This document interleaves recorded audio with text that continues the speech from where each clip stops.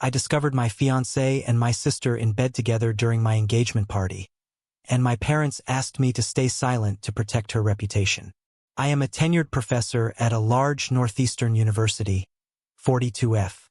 Since I'm still processing what happened at my wedding and, to be honest, I need some perspective, I need to explain what happened. Let me first briefly explain the dynamics of my family. Lisa, 38F, my younger sister, has always been our parents' favorite. Lisa entered the media industry and became a local TV personality, while I spent years conducting research and writing articles for academic purposes. Our parents were always telling me how successful and gregarious Lisa was.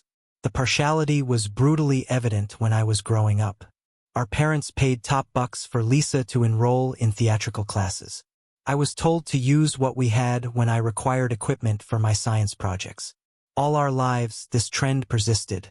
The only person who really encouraged me to pursue my academic goals was my dad's mother, my grandma Martha.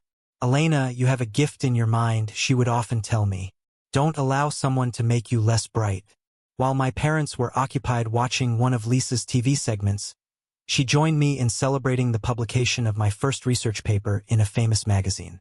After putting a lot of effort into my job, I became one of the youngest female professors in my field. Even though it wasn't the life my parents had in mind, I created a life of which I was proud. Then, during an academic meeting, I met David, 44M. He was pleasant, intelligent, and seemed to have a unique understanding of me. After 2 years of dating, I was ecstatic when David proposed. How did my folks respond? "Well, at least you won't be alone with your books anymore." Even more telling was Lisa's response. With the same patronizing grin she had had since she was a young girl, she exclaimed, "At last. I was concerned that you wouldn't meet someone who could cope with your intensity." The celebration of my engagement took place at my parents' home. Lisa insisted on assisting with the arrangements, but her idea of assistance mainly consisted of offering suggestions that were more in line with her preferences and criticizing my selections. She began to visit our home regularly, particularly during my work hours. I assumed she was simply acting in her typical domineering manner. In retrospect, there were a lot of warning signs that I decided to overlook. The way Lisa would enter a room and David's gaze would follow her. How she would laugh at his jokes and touch his arm. Lisa started coming to our neighborhood at the same time that David was spending more and more late nights at the lab. I recall the final instance of normalcy before things went awry. I was standing in the bedroom from my early years, examining old pictures hanging on the wall. Several glitzy photos of Lisa were hidden below my graduation photo. It seemed appropriate, a fitting illustration of my role inside the family. However, what followed? Things took an unexpected turn at that point. Downstairs, the engagement celebration was in full force, and I became aware that I hadn't seen David in a while. I told myself he was probably just making a work call, so I went upstairs to look for him. I heard noises coming from my former bedroom at that moment. My hand was motionless on the doorknob while I stood there for a while. I opened the door even though I had a sneaking suspicion of what I would discover. David and Lisa were entangled on the bed where I grew up. I had spent many evenings studying for my PhD qualifications in the same bed. Lisa lacked even the grace to display embarrassment. "Oh, Elena, you should have known," she continued with that same condescending grin. "I always manage to achieve what I desire." The worst thing. Richard, 40M, a prosperous real estate developer, was Lisa's husband. While his wife ruined my engagement, he was gone on business, most likely closing another $1 million deal. I can't really recall what transpired next. In some way, my legs carried me down the hallway as I backed out of the room. David's voice carried that false sincerity I now knew all too well as he called after me, "Elena, hold on. It isn't what you believe." However, it was precisely what I had assumed. Before my parents caught me, I had already gone halfway down the steps. My expression must have told them everything. "Elena, sweetie, please don't make a scene," was my mother's initial statement. "Consider your sister's union. The marriage of my sister. Not the broken engagement I had. My heart isn't broken. The marriage of my sister." With a low, anxious voice, Dad joined in. "You are aware of Richard's fidelity issues. Prenuptial agreement exists. She might lose everything. Elena, please consider the impact this would have on the family. The family. The same family that had prioritized Lisa's needs at all times. The same family that had disregarded my accomplishments, disparaged my decisions, and now demanded that I shield their golden kid from the repercussions of her own behavior. I passed them and entered the crowded gathering. When I walked in, the room fell silent. They must have noticed something in my face. David came up the stairs, buttoning his shirt hurriedly. Her flawless makeup was a little smudged a few moments later. My voice was unusually steady as I continued. I apologize, but the engagement is off. I have to go, but please enjoy the food and beverages. Whispers and gasps began instantly. Behind me, I could hear my mother's shoes clicking quickly on the floor, but I continued. I went outside to my car after grabbing my keys. David was beckoning me, demanding an opportunity to clarify. Mom was crying for commitment to the family. Lisa watched from the doorway with the same angry smile, strangely mute. I packed up everything that belonged to David, including his priceless collection of rare scientific papers, books, and clothes, and drove directly home. Everything was placed in boxes. After renting a storage container and dropping off his items, I sent him the address and code to get entry. I then blocked all of his social media accounts, his email, and his phone number. My relatives began sending me messages right away, including guilt trips about how this would ruin Lisa's marriage, pleas to stay quiet about what had happened, and cautions about family loyalty. I also blocked their numbers. I came to a realization that evening while I was sitting by myself in my partially vacant flat. This was more than merely David's treachery. This was the result of my family always picking Lisa over me. I had finally had enough of them choosing her happiness above mine. I inhaled deeply, made a glass of wine for myself, and started methodically clearing out their contact details from my phone.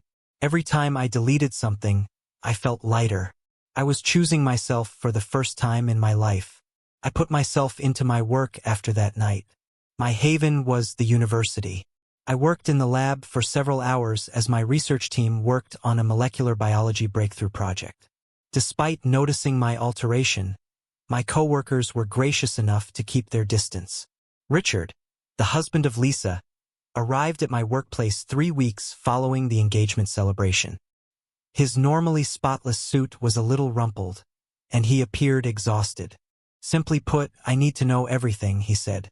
I was honest with him. He grabbed the armrest of his chair and listened in quiet, his knuckles white. After I was done, he got up, fixed his tie, and remarked, "I appreciate your candor. You have at least one family member who respects the truth." Then he went away. My parents' efforts to get in touch with me grew more urgent. Voicemails about mending the family were left by Mom. Dad emailed about forgiving others and moving on. It was surprised that Lisa remained completely silent on the radio. My grandma later told me that Richard was divorcing them and had left their home. My pillar of support throughout this period was my grandmother Martha. She would sit with me, share stories about her personal challenges, and bring home cooked meals. It was her opinion that the family you choose is more important than the family you're born into.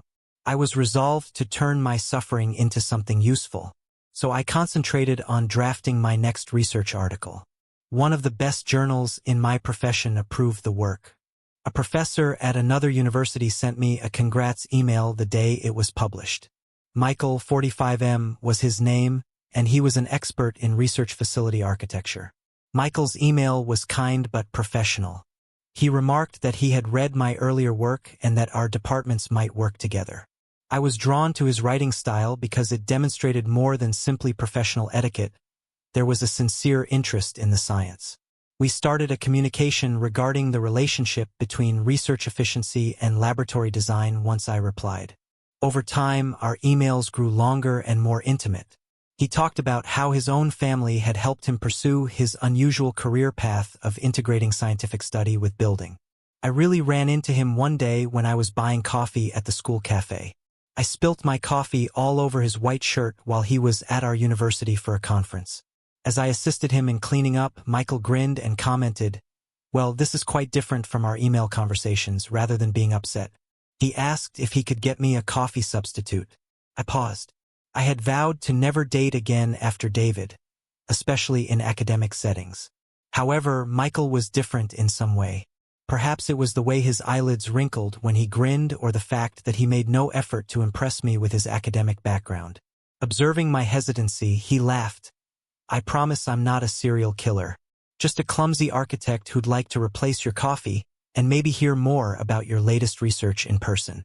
"Just coffee," I firmly stated. For the first time in months, I felt at ease as we sat and chatted. David was not like Michael at all. When I told him about my work, he listened. Really listened. With refreshing candor, he told tales of his own endeavors, triumphs, and setbacks. He asked if he might see me again before heading out to his next conference session. To my astonishment, I said yes. I sat in my office that night and gazed out over the campus. I felt hope, something I hadn't felt in a long time, when the quad was covered in long shadows from the sinking sun, not only for a possible romance, but also for the chance to create a life that was really mine, free from Lisa's persistent influence and my family's expectations. My mother texted me, "Lisa is having a hard time," and my phone chimed, "Richard is acting irrationally. She requires her sister." I took a good look at the mail before deleting it without replying. After being torched, certain bridges ought to remain burned. Rather, I opened my email and started composing a letter to Michael regarding a joint study project I was considering. I grinned as I typed, recalling how his eyes had brightened when we talked about the possibilities of multidisciplinary study. Perhaps, just possibly, this was the start of something genuine. Something that was exclusively mine, unaffected by the poisonous relationships of my past. Update 1. 6 months have passed since my previous post. Regarding Michael, the architect I actually ran into at the campus cafe, many of you requested an update. That coffee date ended up into something I never would have imagined. Following our first meeting, we began discussing our joint study project over video calls. Over time, these business-related conversations turned into lengthy discussions on anything from childhood dreams to beloved books. Michael found my passion for academics fascinating. In contrast to my family, who always considered it as a weakness. There was no plan for our first actual date. We met to go over the specifics of the project while he was in town for another conference. We both were aware that we were hungry as the meeting was running late. We eventually found ourselves in a small Italian eatery close to campus, where we chatted and shared a plate of pasta until the waiters began stacking seats. I was particularly struck by how different he seemed from David. Michael did more than just skim my most recent research publication when I mentioned it. He read it carefully and returned with insightful questions. With refreshing candor, he discussed his own professional struggles, such as a recent project that had over its budget. When he inquired about my family, it was the true test. His genuine desire prompted me to open up, despite my initial reluctance. I filled him in on everything, including Lisa, my parents' partiality, and yes, the disastrous engagement party. He just listened, without the customary uncomfortable answers or attempts to protect familial relationships. He then showed me that he really understood by sharing his own experience with a competitive brother. Although our joint endeavor is progressing nicely, we have taken care to keep our personal and professional relationships apart. We mostly see each other on the weekends because his department is in a different state. In fact, the distance has been beneficial since it has allowed us to naturally build trust. He asked me to meet his family last weekend. Considering my past, I was afraid, but it was not what I had anticipated. I was welcomed right once by his mother, Linda, who shared stories about Michael's early architectural efforts and showed me his awkward childhood photos. It seems that he once attempted to use his father's power tools to rebuild their garage. "We've heard about your research work," Linda said, pulling me aside, which was the most bizarre moment. "Michael is constantly praising your brilliance." It was expressed with sincere pride and interest rather than comparison or jealousy. I neglected to add that I recently received an offer at work that would allow me to work closer to Michael's university. It's a prominent position that would greatly boost my career. His initial reaction when I informed him about it was, "That's incredible. Describe the research opportunities in detail." I was ecstatic with my accomplishment and said nothing about what it meant for us. I still haven't agreed to the job. I'm hesitant to make significant life adjustments for a romance after everything that happened with my family and David. However, knowing that Michael would be there for me no matter what, I feel for the first time that I can base this choice on what's best for my career. Last week, my grandmother Martha met him and approved of him. Simply, he sees you, she said. Not who he wants you to be, but who you are. It has been quiet, to be honest, and I haven't heard from Lisa or my parents in months. Healing sometimes entails letting go of those who don't value you, even if they are family. Update 2. My last update regarding Michael was 3 months ago. I want to share this with the group who helped me get through my worst moments since a lot has transpired. I agreed to work at the university close to Michael's. The change was welcomed by my research team, and we have established a method for remote communication. The main reason the transfer has gone smoothly is that I took my time and properly planned everything. Last weekend, the most significant change occurred. I was in Michael's kitchen preparing dinner with him. Instead of the butter I expected, he was holding a little box when he turned back to retrieve something from the refrigerator. He didn't get down on one knee or give a long speech. You know how we've been talking about combining lab design with research efficiency, he added instead. Well, I've also been considering merging our lives. What are your thoughts? The ring was very different from the gaudy one David had given me. It was exquisite and simple. Michael's following statement, "I know your work is important to you," truly touched me. A matching desk lamp is included with the ring for use during late-night research sessions. Yes, I said, simultaneously crying and laughing. We are invited to an engagement celebration by Michael's parents. Regarding it, Linda has been really kind, often asking if I'm okay with the plans. Michael immediately offered that we forego the party entirely when I hesitated. However, we're having a small gathering, just close friends and family, because I don't want my past to control my future. Richard, the ex-husband of my former sister, sent me an unexpected email. He said he's doing well with his new companion and praised me. He appears content now that the divorce is official. Hearing from him was strangely therapeutic. Martha, my grandmother, is overjoyed. She gave me a hug and muttered, "This one's a keeper," after I showed her the ring. She is correct. The small things, like how he turned one of his spare rooms into a makeshift home office for me with a whiteboard for research notes, are what show how much Michael cares. Somehow, most likely through extended family, my parents learned about the engagement. Mom left a voicemail stating that they would like to participate in the celebration and make amends. I have not answered. It's preferable to keep some doors closed. Update 3. My engagement update was 2 months ago, and I wish I could report that everything has gone well since then. I must convey the unexpected turn the wedding preparations have taken. At the lakefront home of Michael's family, we were organizing a small ceremony. Linda has been fantastic. She has always respected our wishes while assisting with arrangements. Only family members, close friends and coworkers who truly support us were on the carefully picked guest list. Then I got an email yesterday that really chilled me. According to what my mother wrote, she and Dad decided to invite Lisa to the wedding. Their logic. She's your only sister, and family should be together on special days. I called Michael right away. "Whatever you want to do, I'm with you," he answered before I could even articulate my panic. "We have the day, not them." I was able to think clearly thanks to his cool backing. When I told my grandmother Martha, she became enraged.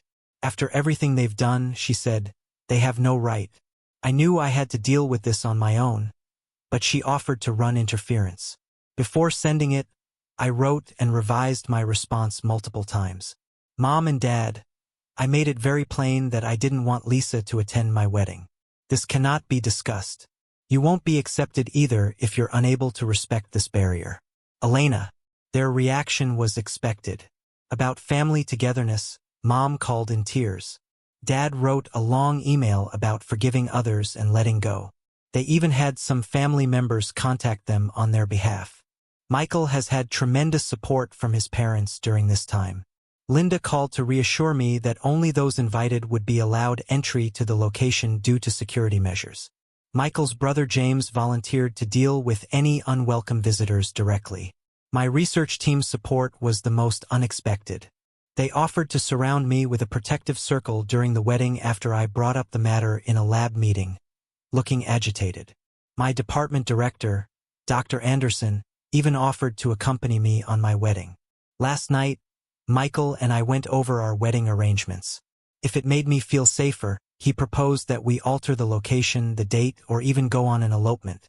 However, I no longer wish to allow my family's behavior to dictate my decisions. Therefore, we're sticking to our original intentions while taking extra safety measures. Individual QR codes will be included in the invitations. Security will be in place at the location, and most importantly, our chosen family and real friends will be present to support us. Last weekend, my grandmother assisted me in choosing my wedding gown. She said something that made me cry as I stood in front of the mirror. "Dear, you're gleaming, because you're at last free to be who you are, not because of the outfit." Though I'm more resilient than I was previously, I'm still anxious about what Lisa might try. There is more to our wedding than just Michael and I becoming husband and wife. It's about choosing genuine love over poisonous familial relationships, happiness over drama, and tranquility over upheaval. Update for It Took Place. Lisa appeared to my wedding wearing an outfit that looked to be meant to attract attention and was obviously pregnant, despite all of our safety procedures and security measures. She had somehow entered through a service entrance thanks to our parents. Linda hurried in with a pale face when I was in the wedding room. "I'm very sorry, Elena. She was brought by them. Your mother made a fuss about not excluding an expectant woman when we attempted to stop them. She didn't have to complete." My parents had already put Lisa in the front row, but Michael sent his brother James to deal with the problem right away.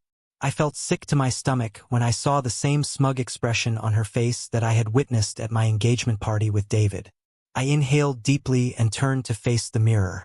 My wrist was adorned with a handcrafted bracelet fashioned by my research team, the exquisite clothing grandmother Martha had assisted me in selecting, and Michael's first present to me, a lovely necklace including a little microscope pendant.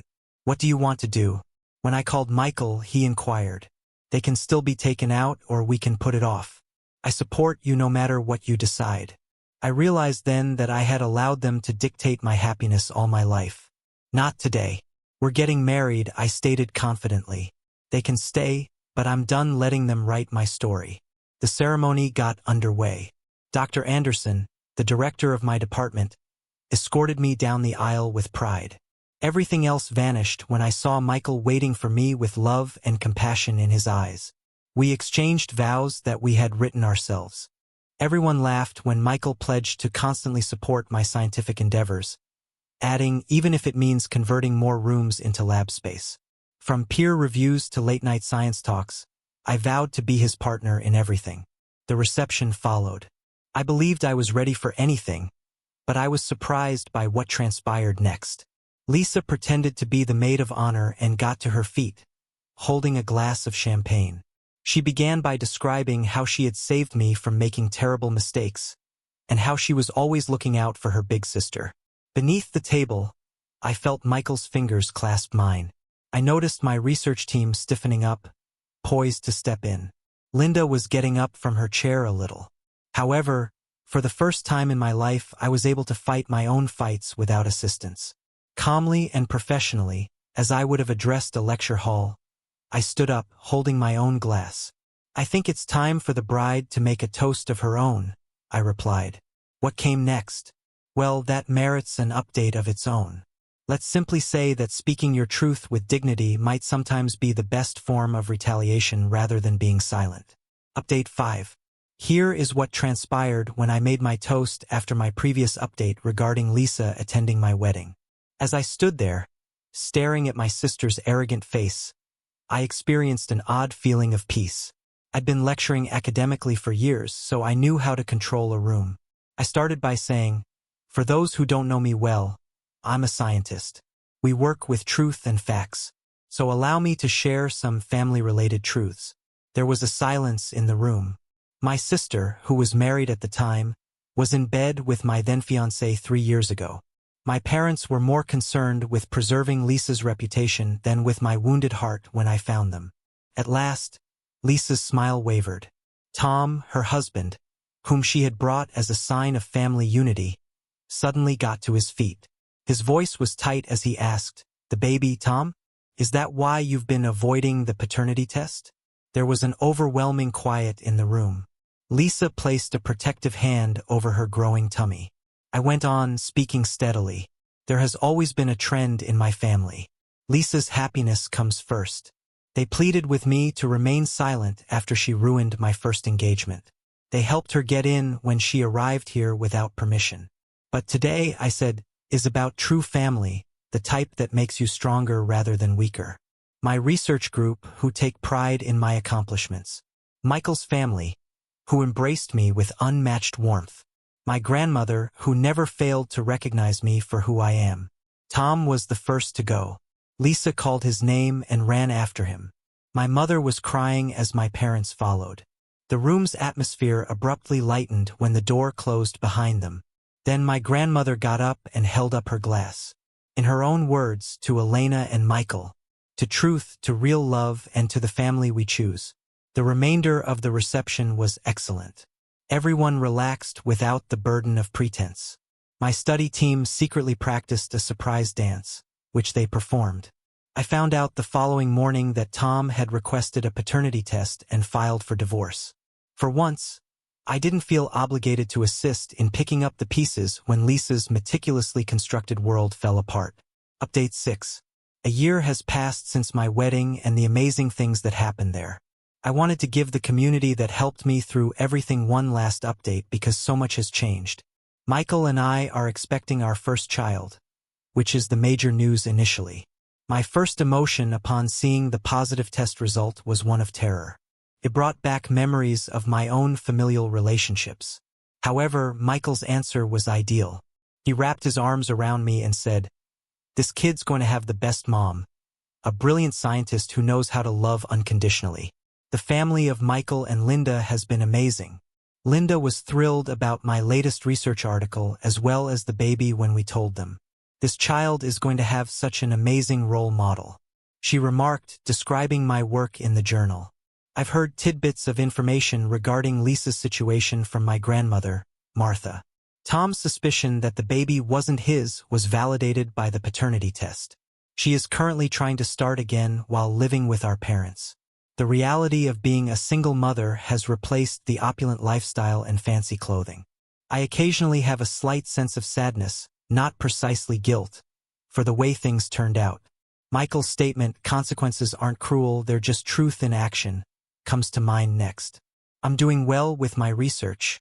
Michael and I worked together to build a new laboratory, and the university recently granted money for it. His inventive architecture and my research needs make for the ideal combination of our skills. Our work collaboration has only improved our friendship on a personal level. In my new lab, our baby will have a dedicated space, a secure enclosed play area, where they may be close to me as I work. Michael created it himself, adding all the safety features he could think of while still making it engaging for a child's growth. My circumstances haven't changed much, but I have. I no longer feel the need to compete for attention or prove myself. In our household, there is no hierarchy of love or success, only mutual understanding, support, and sincere joy in one another's accomplishments. Grandmother Martha, who is thrilled to be a great-grandmother, comes to visit frequently. She's already crocheting the baby little lab jackets while entertaining us with tales of my own early science projects. Even now, my parents still make an effort to connect, generally through family. I'm not ready, but they want to be involved in their grandchild's life. Some wounds require real change rather than just time to heal. As I reflect on my path, I see that responsibility or blood relationships aren't the key to creating a meaningful family. It's about finding people that love you for who you are, celebrate your happiness, and encourage your aspirations. I want to express my gratitude to everyone who supported me and followed my tale. Although life isn't flawless, it is genuinely and delightfully mine.